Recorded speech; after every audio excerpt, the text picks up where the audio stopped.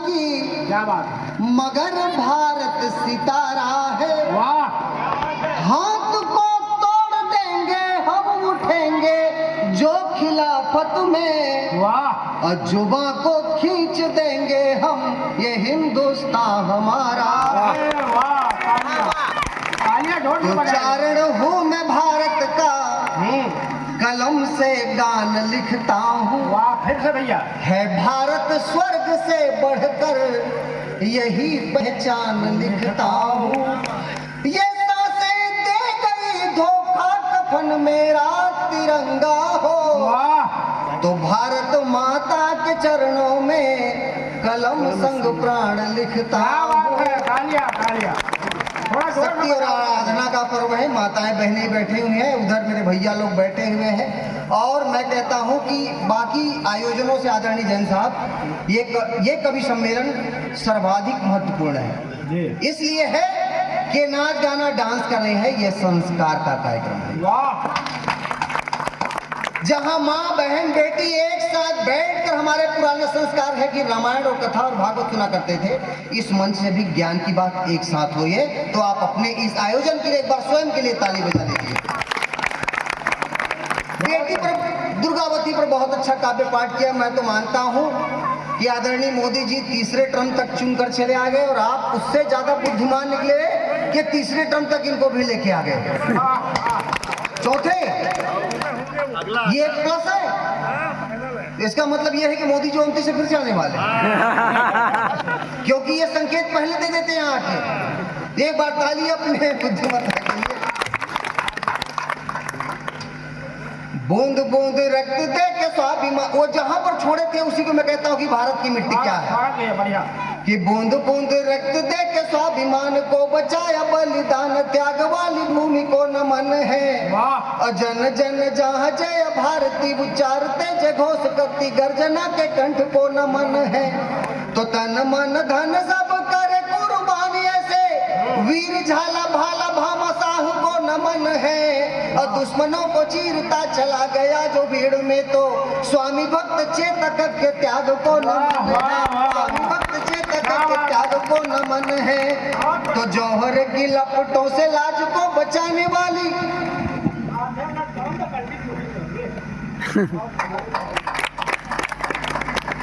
जौहर की लपटों से लाज को बचाने वाली भारत की नारी की कहानी को नमन है। क्या बात है, और नारियों में आन बान शान की निशानी बनी पद्मावती पतिव्रत रानी को नमन है। और निज शीश काट कर पति को जो भेंट करे, ऐसी राष्ट्रभक्त हाड़ा रानी को नमन है।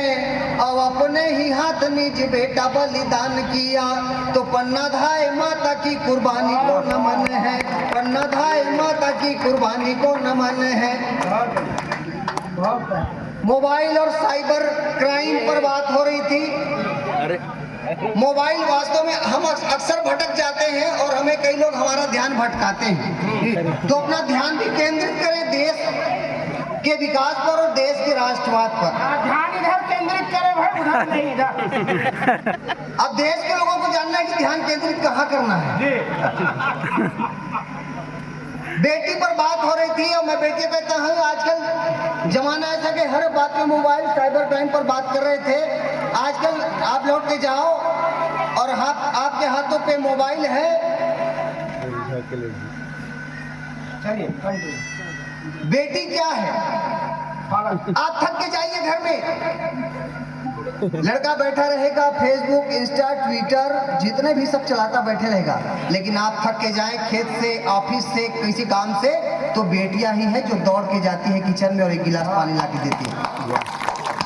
तो बेटी क्या है सुनिए, बेटियां न बान शान बेटी घर की है मान, गूंजे की लिकारी घर स्वर्ग कर देती है। कि बेटियां न बान शान बेटी घर की है मान, गूंजे की लिकारी घर स्वर्ग कर देती है।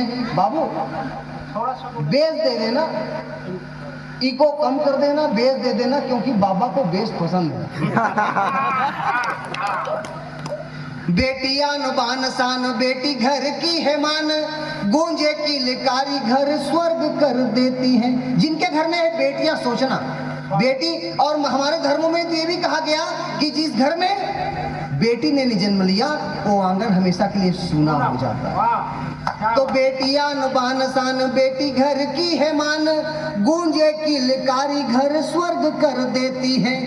और यहाँ तक कहा जाता है आदरणीय कि आप पूजा करते हैं तो आप देखना, एक उदाहरण दे देता हूँ। पूजा करने जाए, देवी बैठी हुई हैं, सारे नाम इनके नाम पे, पुरुषों के नाम पे कुछ नहीं है। शक्ति, आराधना, पूजा, संस्कृति और आरती, ये सब इनके नाम पे है। लड़कों के नाम पे कुछ नहीं बचता है केवल एक घंटा। और कोई भी आता है बजा के चला जाता है।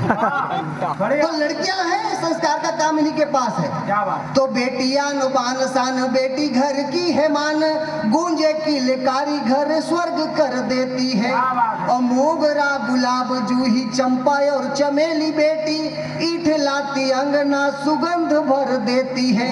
तो कल्पना, किरण, दीपा, साइना, सुनीता, चंदा, साक्षी, मेरी, काम, कीर्तिमान रच देती है।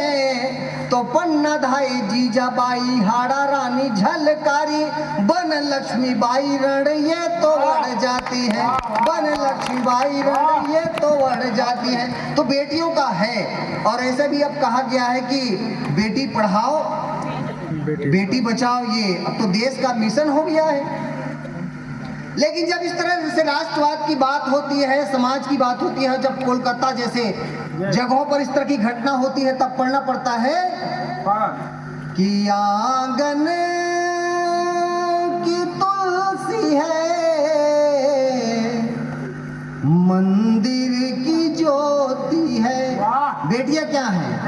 आंगन की तुलसी है, मंदिर की ज्योति है, अम्मा की लाडली, दादा की पोती है। क्यों मारते हो इसको, देती सदा दुआ, भैया की राखी है, बाबुल की बेटी है, भैया की राखी है, बाबुल की बेटी है। तो प्रणाम करता हूँ बेटियों को और भाइयों को जो इस कवि सम्मेलन में आप उपस्थित हैं। अब उस दिशा में चलते हैं जिसलिए मुझे बुलाया गया है। इस देश में आवाज आती है कि भारत तेरे टुकड़े होंगे, इंशाअल्लाह इंशाअल्लाह। तब देश के नौजवानों को जागना पड़ता है और युवा वो जिनके कंधों में सारी जवाबदारी है। और भारत के युवा को बात अलग है, युवा वो जो पतझड़ में भी बासंती ले आता है। अब सुनिए युवा देश के लिए क्या है। युवा जो पतझड़ में भी बासंती ले आता है और समर के बीच खड़ा जो राग भैर भी गाता है। जिनके साहस के आगे पर्वत भी बौना होता है, जिनके साहस के आगे पर्वत भी बौना होता है, जिनके आगे पर्वत भी बौना होता है। तूफानों का प्रबल वेग भी हार मान कर रोता है। अल्हड़ नदियों की भांति ये पत्थर से टकराता है, अल्हड़ नदियों की भांति ये पत्थर से टकराता है। भावों के आकर्षण में ये बादल सा फट जाता है, भावों के आकर्षण में ये बादल सा फट जाता है। तो हिम शिखर की चोटी जाकर ध्वज अपना फहराएंगे, हिम शिखर की चोटी जाकर ध्वज अपना फहराएंगे। आगे चलकर ये युवा ही भारत नया बनाएंगे, आगे चलकर ये युवा ही भारत नया बनाएंगे। और युवाओं ने परिवर्तन करके भी दिखाया है। अत्याचारी सिंहासन के नींव हिलाने वाले हैं। अभी कुछ महीनों पहले अत्याचारी सिंहासन के नींव हिलाने वाले हैं। चंद्रगुप्त जैसे बालक को जीत दिलाने वाले हैं। अहंकार के हर नागों का ये तो मर्दन करते हैं, अहंकार के हर नागों का ये तो मर्दन करते हैं, अहंकार के हर नागों का ये तो मर्दन करते हैं। भ्रष्टाचारी सत्ता हो तो ये परिवर्तन करते हैं, भ्रष्टाचारी सत्ता हो तो ये परिवर्तन करते हैं, भ्रष्टाचारी सत्ता हो तो ये परिवर्तन करते हैं। लेकिन युवाओं याद रखिए, जोरावर सिंह, फतेह सिंह, हकीकत राय, खुदीराम बोस और भगत सिंह की आयु क्या थी? वो सब नौजवान थे। 9 साल और 11 साल के हकीकत जोरावर सिंह और फतेह सिंह, 14 साल का हकीकत राय, 18 साल के खुदीराम बोस और 23 साल के भगत सिंह फांसी के फंदे पर इसलिए झूल गए ताकि इस देश को माँ भारती की बेड़ियों को तोड़ा जा सके। रंग दे बसंती वाला जिसने पावन गीत सुनाया था, रंग दे बसंती वाला जिसने पावन गीत सुनाया था, भारत माँ के बलिवेदी पर मरने का रीत सिखाया था, जननी जन्मभूमि को जिसने मस्तक का सम्मान दिया, वो भगत सिंह ही थे जिसने युवाओं को पहचान दिया। रंग दे बसंती वाला जिसने पावन गीत सुनाया था, भारत माँ के बलिवेदी पर मरने का रीत सिखाया था, जननी जन्मभूमि को जिसने मस्तक का सम्मान दिया, वो भगत सिंह ही थे जिसने युवाओं को पहचान दिया, जिनके दिल में राष्ट्रवाद की अविरल धारा बहती थी, तोड़ गुलामी की जंजीरें आजादी ही पलती थी, अल्हड़ मस्ती वाला था, क्या खूब जवानी पाया था, लहू के हर कतरे को चरणों में छलकाने आया था। और जब बेटे की हुई शहादत, धरती अंबर डोल गया और जो फांसी पर चढ़ते चढ़ते भारत माता की जय बोल गया, जो फांसी पर चढ़ते चढ़ते भारत माता की जय बोल गया, वो मेरा भगत सिंह था भाई साहब। और कहते हो कि तुम मेरे भारत तेरे टुकड़े होंगे। जब ऐसी आवाज उठे तब ये गोटा टोला के लोगों बताना कि देवेंद्र परिहार ने सही कह दिया कि खंजरों के सामने यूं फूल मत फेंको, पहले से ताली मत बजाओ, क्योंकि मुझे पता है इस देश में जो बिना मांगे समर्थन देते हैं वही लोग बाद में सरकार गिरा देते हैं। तो ताली वहां जहां सही लग जाए कि खंजरों के सामने यूं फूल मत फेंको, भेड़ियों में इंसानियत के छांव मत देखो, वक्त पड़े तो जुबान खींच दो उनकी, युधिष्ठिर की तरह सपने के दांव मत देखो। जब इस देश में कहा जाए कि सैनिक को गली का गुंडा, जब सेना को पुलिस वाले लोग बैठे हो प्रणाम करता हूं, ये कहा जाए कि ये कश्मीर में बलात्कार करते हैं, तब देवेंद्र परिहार को पीड़ा होती है और कहते हैं मुल्क के वास्ते वफादारी किया करते हैं, मुल्क के वास्ते वफादारी किया करते हैं, मुल्क के वास्ते हर पल ही जिया करते हैं, और हम तुम इसलिए महफूज है घर में क्योंकि सीमा पर जवान प्राण दिया करते हैं। जब हमारे पुलवामा पे आक्रमण हुआ पाकिस्तान के द्वारा, तो हमारे इन सैनिकों के जाकर एयर स्ट्राइक और सर्जिकल स्ट्राइक के भारत की शक्ति को विश्व को दिखाया। तब एक दिल्ली के जेल वाले और बेल वाले नेता ने कहा कि हमको प्रमाण चाहिए। मैं नाम नहीं लेता, क्या नाम है उनका? आप भले लेते, मैं गंदे आदमी नाम नहीं लेता। एक बार बताइए, लेकिन एक बार सर मेरा इशारा आप तक पहुंच गया, और अपने लिए ताली बजाइए। उन्होंने कहा कि हमको सैनिक का प्रमाण चाहिए, सेना के शौर्य का प्रमाण चाहिए। तब गोटा टोला के लोगों देवेंद्र परिहार ने 4 लाइन में उनको बताने की कोशिश की है, और मेरा जवाब अगर गोटा टोला का जवाब होगा तब आखिरी पंक्ति में ताली बजाइएगा कि देश के शहीदों का अगर अपमान हो तो, देश के शहीदों का अगर अपमान हो तो रक्त राष्ट्रवादियों का खोलना ही चाहिए, और समाधान मौन में जो दिखता तुम्हें नहीं तो बंधे हुए बाजुओं को खोलना भी चाहिए। और सीमा पे चुनौती देते गीदड़ खदेड़ने को, सीमा पे चुनौती देते गीदड़ खदेड़ने को कभी कभी बाहुओं को तोड़ना भी चाहिए। और जो प्रमाण मांगता है सूरवीर सैनिकों से, जो प्रमाण मांगता है सूरवीर सैनिकों से, उन्हें तो गद्दार यहाँ बोलना ही चाहिए। जो प्रमाण मांगता है सूरवीर सैनिकों से, उन्हें तो गद्दार यहाँ बोलना ही चाहिए। बहुत बढ़िया। जो प्रमाण मांगता है सूरवीर सैनिकों से, उन्हें तो गद्दार यहाँ बोलना ही चाहिए। अब आदरणीय राजपूत जी आए तो बोलते जातिवाद, समाजवाद, सफेद टोपी, लाल टोपी, हरा टोपी ना।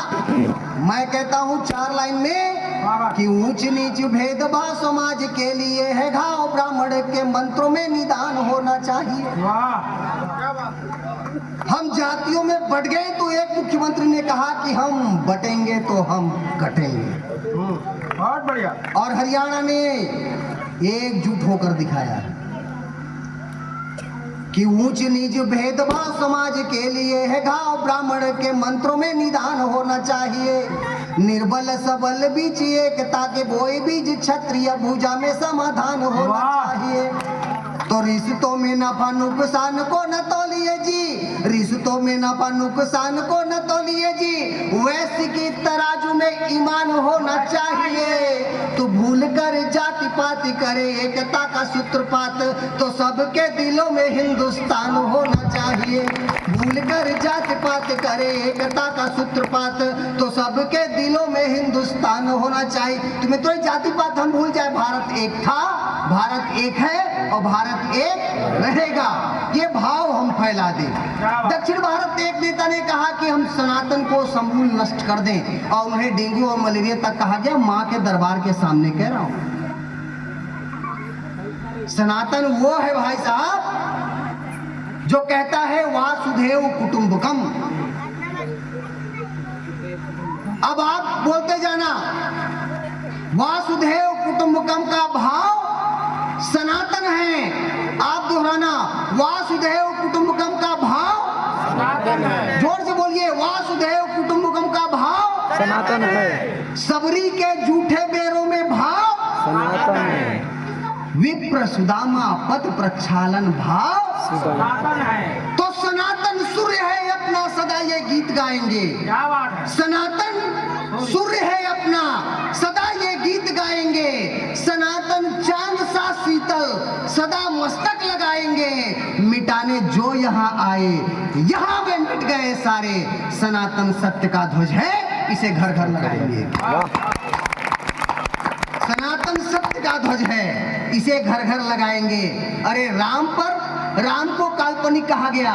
मैं तो कहता हूं कि जब सबरी के द्वारे तक हम जाएंगे और केवट को बढ़कर गले लगाएंगे, वन जीवों के प्रति हृदय में ममता हो, वंचितों के बीच अगर मरनता हो, वनवासी की पीड़ा को जब दोहलेंगे, घायल घायल घायल गिद्ध जटायु पर जब रोलेंगे, दृष्टि पावन हो, आदर हो, समता हो, जूठे बेरों को खाने की क्षमता हो, जूठे बेरों को खाने की क्षमता हो।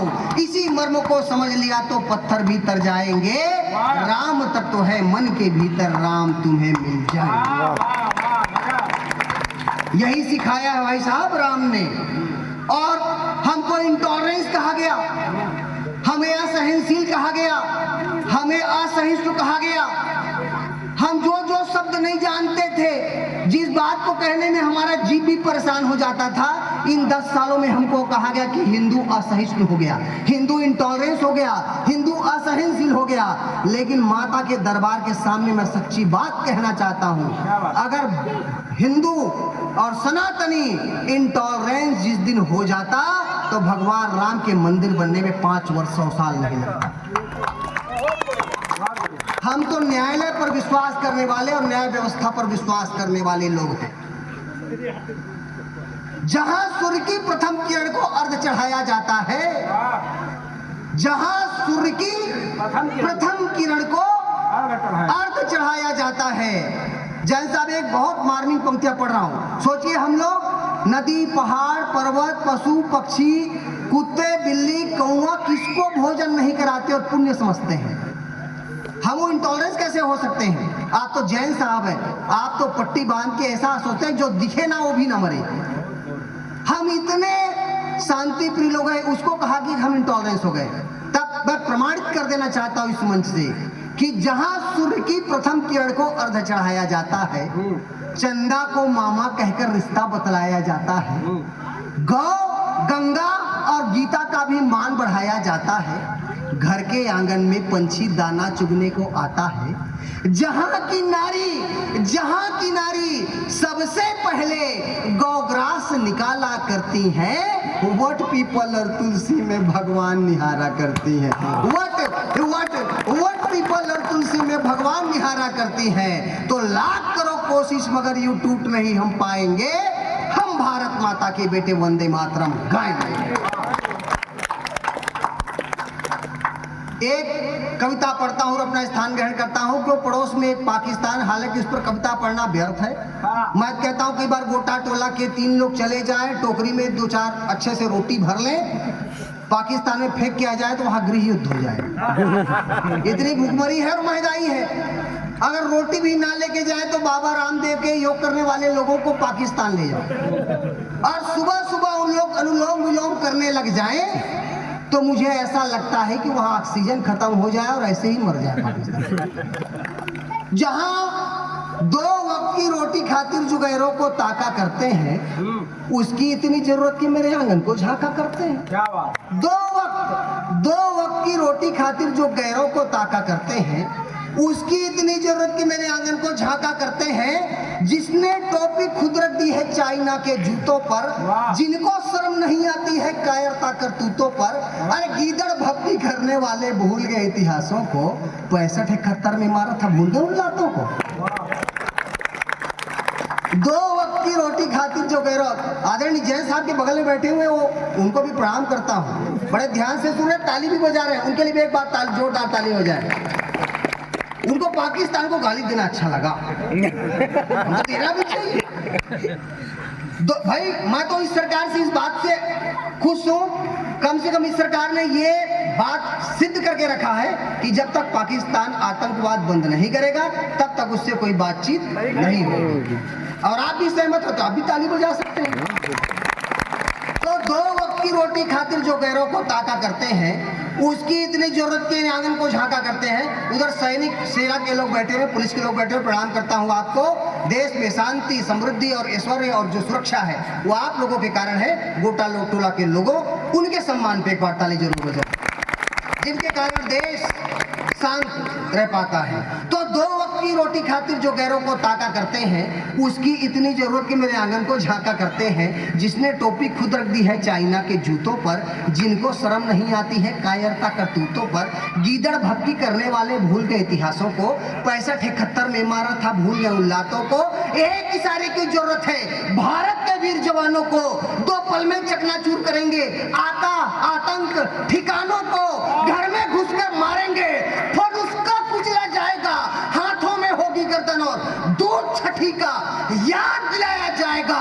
और ये गोली के बदले में 10 गोला दागा जाएगा और तिरंगा मीनारों पर फहर फहराएगा।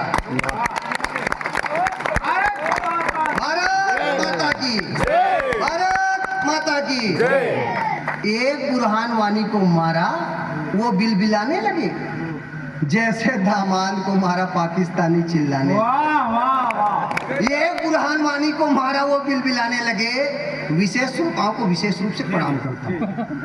ये नौजवान है हमारे देशभक्त लोग, मैं चाहता हूँ इनके बाद इनके लिए भी ये छूट गए थे, इनके लिए बजाय ताली। ये बुरहान वानी को मारा, वो बिलबिलाने लगे, जैसे दामाद को मारा पाकिस्तानी चिल्लाने लगे। अरे अभी तो हमने कीड़े मारे हैं, सांप कुचलने आएंगे और स्वाभिमान के खातिर तेरे छाती तक चढ़ जाएंगे। ये बुरहान वानी को मारा, वो बिलबिलाने लगे, जैसे दामाद को मारा पाकिस्तानी चिल्लाने लगे। अरे अभी तो हमने कीड़े मारे हैं, सांप कुचलने आएंगे और स्वाभिमान के खातिर तेरे छाती तक चढ़ जाएंगे, तुझे छाती तक चढ़ जाएंगे। एक बुरहान वानी को मारा, वो बिलबिलाने लगे, जैसे दामाद को मारा पाकिस्तानी चिल्लाने लगे। अरे अभी तो हमने कीड़े मारे हैं, सांप कुचलने आएंगे और स्वाभिमान के खातिर तेरे छाती तक चढ़ जाएंगे, तुझे वचन हम देते हैं, कर ले पूरी तैयारी। और ताल ठोक कर कहते हैं कि है हाफिज की अब बारी। और दाऊद को दामन में नहीं बचा तू पाएगा, गर्दन मरोड़ कर गीदड़ को गोटा टोके चौक पर रखाया जाएगा। और तेरे सारे मंसूबे यूं धरे रह जाएंगे। पूरी पाकिस्तानी जनता वंदे मातरम गाएंगे और त्राही त्राही मच जाएगी, वो घुटनों तक आ जाएगा और तिरंगा मीनारों पर फहराएगा। बोल भारत माता की जय, भारत माता की जय। 2 लाइन पढ़ता हूँ, अपने स्थान ग्रहण करता हूँ। अभी जिंदा